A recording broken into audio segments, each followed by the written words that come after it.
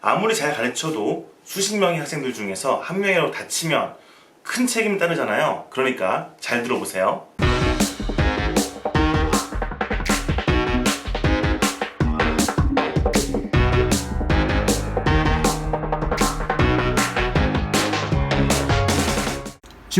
취미탐험 신비의 세계에 오신 것을 환영합니다. 타운에서 곰씨고요. 오늘의 취미탐험은 저글링입니다.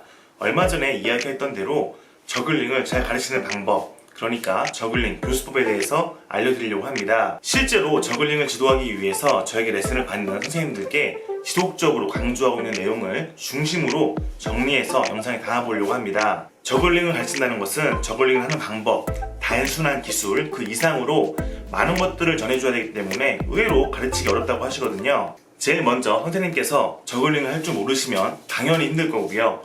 또 기존의 과목들은 어떻게 가르쳐야 잘 가르치는지에 대한 교육을 받으셨겠지만 저글링을 잘 가르치는 방법은 배우신 적이 없거든요. 그래서 영상으로 찍는 거니까 한번 보면 굉장히 단순하고 당연한 것들이겠지만 모르는 건 절대 모르시는 거니까 한번 잘 집중해서 보시고 저글링을 지도하실 때 활용하시면 좋겠습니다. 학교에서 교육을 하는 선생님들뿐 아니라 주변 친구들에게 저글링을 알려주고 싶은 대원들에게도 유익한 내용이니까요. 집중해서 잘 보시길 바랍니다. 그럼 시작할게요. 저글링을 잘 가르치기 위한 요소들 중 가장 중요한 세 가지는 바로 안전, 동기부여, 주의 집중입니다. 앞으로 영상 한 개당 한 가지 요소에 대해 설명을 드릴 건데요. 이번 영상에서는 안전에 대해서 알려드리도록 하겠습니다. 저글링 자체가 그렇게 격한 운동은 아닌데요. 그럼에도 불구하고 안전에 참 많은 신경을 써야 됩니다. 아무리 잘 가르쳐도 수십 명의 학생들 중에서 한 명이라도 다치면 큰 책임이 따르잖아요. 그러니까 잘 들어보세요. 첫 번째, 절대로 사람에게 던지지 않기입니다. 보시면 공이 살짝 묵직하지만 아주 무거운 것도 아니고 딱딱하지도 않잖아요. 그래서 처음에는 장난스럽게 던져보고 싶습니다. 옆에 있는 친구 또는 앞에 있는 친구에게 살짝 툭 던지면은 당연히 맞은 친구는 또 툭 하고 던지겠죠. 이 상황이 반복되다 보면 나중에는 거의 뭐 야구의 투수가 전력 투구하듯이 땡겨서 풀스윙으로 던지거든요. 이럴 경우에는 강도가 좀 세집니다.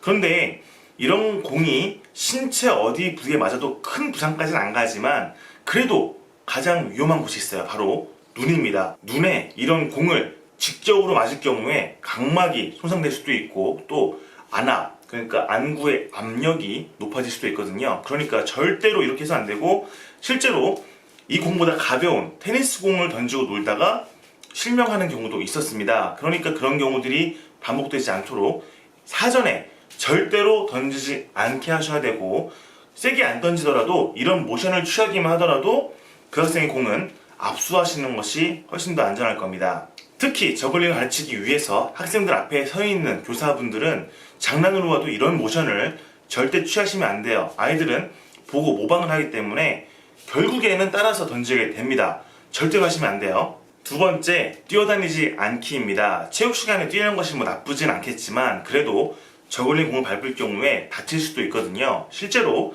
어떤 학생이 나는 절대로 넘어지지 않아요, 또 공이 있으면 피할 수 있어요 라면서 막 뛰어다니다가 발을 디딛는 순간에 공이 굴러온 거예요. 이걸 밟자마자 발목이 틀어지는 바람에 굉장히 오랫동안 기부스를 해야 되는 적도 있었거든요. 그러니까 절대로 뛰면 안 됩니다. 이 공을 밟았을 때 터져버리면 큰 부상으로 이어지지 않을 텐데, 자, 보다시피 굉장히 강한 악력으로 이렇게 쥐어짜도 터지지 않습니다. 그러니까 밟는 순간 굴러가기도 하고 이 탄성에 의해서 발목이 헷가닥 돌아갈 수 있는 것이죠. 발목이 돌아가면서 넘어질 때 또 잘못 넘어지면 손목이나 머리에 부상을 일으킬 수 있겠죠. 절대로 사전에 뛰지 않기로 약속을 하시고 뛰는 학생이 있으면 제지하셔야 됩니다. 아시겠죠? 세 번째, 옆 사람과 충분한 거리를 두는 것입니다. 저글링은 팔을 활발하게 움직이기 때문에 붙어있으면 옆 사람을 칠 수도 있어요. 그런데 이렇게 가볍게 치는 것은 크게 위험하지 않습니다. 정말 위험한 것은 바로 이렇게 공이 옆으로 멀리 갔을 때 공을 받으러 손을 뻗겠죠. 이 순간에 사고가 나는데요.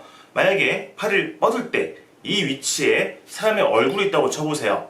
얼굴을 때릴 수 있겠죠. 또한 손 모양을 이렇게 하고 위아래로 움직이기 때문에 이 아래에서 움직이면서 상대방의 얼굴을 이렇게 긁어버릴 수가 있어요. 손톱이 위에 있잖아요. 그러니까 반드시 거리를 두시고요.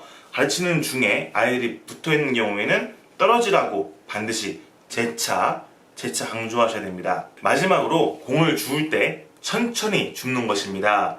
저글링을 배울 때 공을 정말 많이 떨어뜨리는데요. 이 떨어뜨린 공을 줍는 과정에서 사고가 발생할 수 있습니다. 예를 들어서 가깝게 있는 친구 둘이서 공을 같은 지점에 떨어뜨린 거예요. 이때 공을 줍기 위해서 재빨리 팔을 뻗겠죠. 이런 경우에 두 팔이 부딪히면서 이렇게 때릴 수도 있고 찍을 수도 있고 다칠 수가 있습니다. 그런데 이런 것들은 별거 아니에요. 정말 위험한 것은 뭐냐면 이 공을 줍기 위해서 같은 위치로 몸을 숙이는 중에 머리와 머리가 쿵 부딪히는 거죠.